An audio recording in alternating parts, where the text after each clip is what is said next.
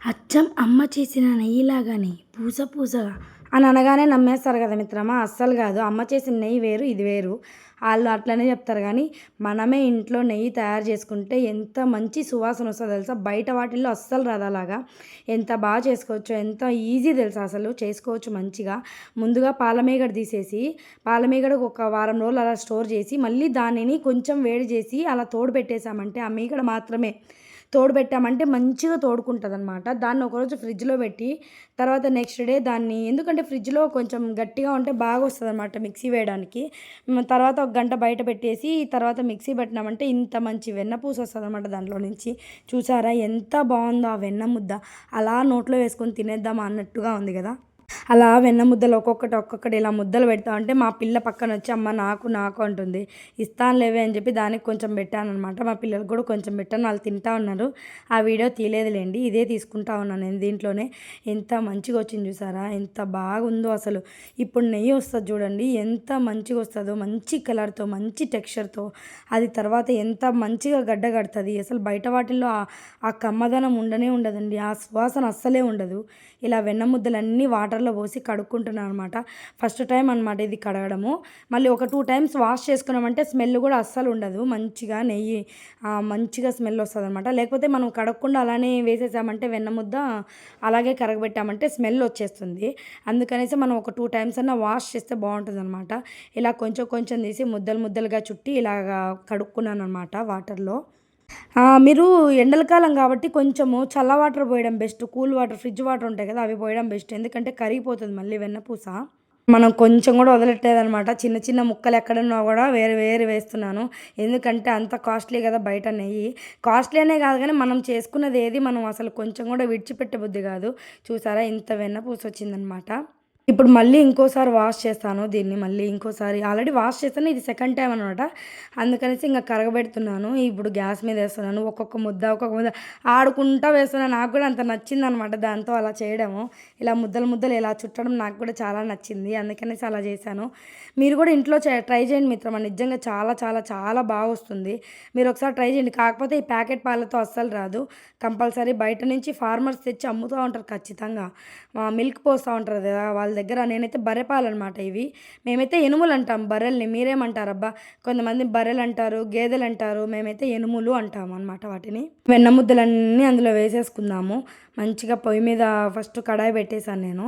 తర్వాత వెన్న ముద్దలన్నీ దాంట్లో వేసేసాను. మెల్లిగా కరగడం స్టార్ట్ అయినాయి చూసినారా ఎంత బాగా.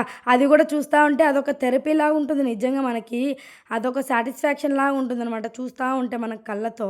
అది అలా కరుగుతూ ఉంటే అసలు దేవుడు సృష్టే వేరు కదా. ఎంతైనా దేవుడు అన్నీ భలే సృష్టించాడనమాట.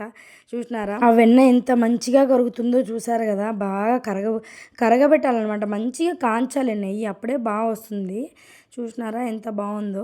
మాటికి చూసినారా అంటావేందమ్మా, చూస్తూనే ఉన్నాంలే మధ్యలో నీ లొల్లేంది అంటారా. ఏదో మేము చెప్పాలి కాబట్టి ఏదో ఒకటి చెప్పాలి కాబట్టి చెప్తా ఉన్నాను. మొత్తం వెన్నపూస అంతా కరిగిపోయి ఇలా నురగ వచ్చేస్తుంది. ఫస్ట్ అయితే మిల్క్ లాగే తయారవుతుంది. ఆ తర్వాత దాని ప్రాసెస్ అంతా స్టార్ట్ అవుతుంది అనమాట. మెల్లమెల్లగా పాలు విరుగుతాయి కదా, ఆ టైప్లో వస్తుంది అనమాట. చూసినారా ఎంత ఇలా వస్తుంది. దీన్ని నేనైతే ఎప్పుడు ప్రతిసారి కొన్ని మెంతులు వేస్తాను. ఏదైనా స్మెల్ ఉన్నా రాకుండా ఉంటుంది. ఎవరైనా వేసుకోకుండా మాత్రం ఖచ్చితంగా మెంతులు ట్రై చేయండి. నాకు కూడా వేరే అక్క చెప్పింది. ఒకరోజు వచ్చి ఇట్లా స్మెల్ వస్తూ ఉంటే ఏంది లక్ష్మి స్మెల్ వస్తుందంటే, ఏమో అక్క నా అర్థం కావట్లేదు ఎందుకంటే కొన్ని మెంతులే లక్ష్మి ఎప్పుడైనా సరే బాగా వస్తాయని చెప్పింది. మీకు తెలియని మ్యాటర్ ఏంటంటే ఆ అక్క పేరు కూడా లక్ష్మీనే, నా పేరు లక్ష్మీనే, ఆ అక్క పేరు లక్ష్మీనే. నేను లక్ష్మీనే. నాకు పరిచయమైన వాళ్ళు కూడా చాలామంది వరకు లక్ష్మీలే ఉంటారు. నాకు ఫ్రెండ్స్ అందరూ కూడా లక్ష్మీ పేరుతోనే ఉంటారు. లక్ష్మీ అనే పేరు కామన్ కదా, అందుకనే అలా ఉంటుందేమో. మొత్తం నెయ్యి అంతా కరిగిపోయి అదే మీగడంతా కరిగిపోయి వెన్నంతా ఇలాగా లిక్విడ్ ఫామ్లోకి వచ్చేస్తుంది. ఆల్రెడీ నెయ్యి ఫామ్ అవ్వడం తయారైంది చూసినారా. నెయ్యి ఫామ్ అవ్వడం మనకు కనబడుతుంది చూసినారా. ఎంత బాగా స్టార్ట్ అవుతుంది చూడు. కొంచెం పాలు విరిగిపోయినట్టు ఇలా అలా ముక్కలు అయిపోయినట్టు ఉంటుందన్నమాట.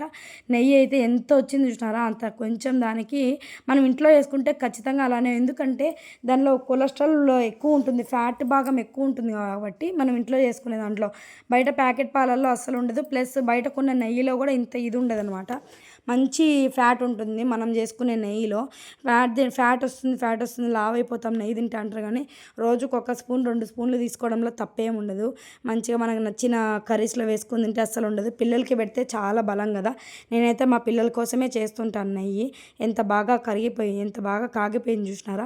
నెయ్యి ఎంత మంచి కాగగానే లాస్ట్లో ఇలా నురగ పడుతుంది అనమాట. ఈ టైంలో మనము ఒక కరివేపాకు కానీ ఇట్లా తమలపాకు చెట్టు ఉంది మా దగ్గర మొక్క, అదే అమ్మ తమలపాకు తీగ. మళ్ళీ దానికి కూడా కామెంట్లు వేస్తారేమో. తమలపాకు ఉందనమాట నా దగ్గర, అందుకే ఒక ఆకు తెంపుకొని వచ్చి వేసేసాను. తమలపాకు వేస్తే వచ్చిన స్మెల్ ఇంకేం వేసినా రాదు, నిజంగా చెప్తున్నా. కరివేపాకు వేసినా కూడా రాదు. అయిపోయిన తర్వాత ఇట్లా గ్యాస్ బంద్ చేసి ఇట్లా వాసన బయటికి పోకుండా ఇట్లా మూత పెట్టేశాను అనమాట నేను.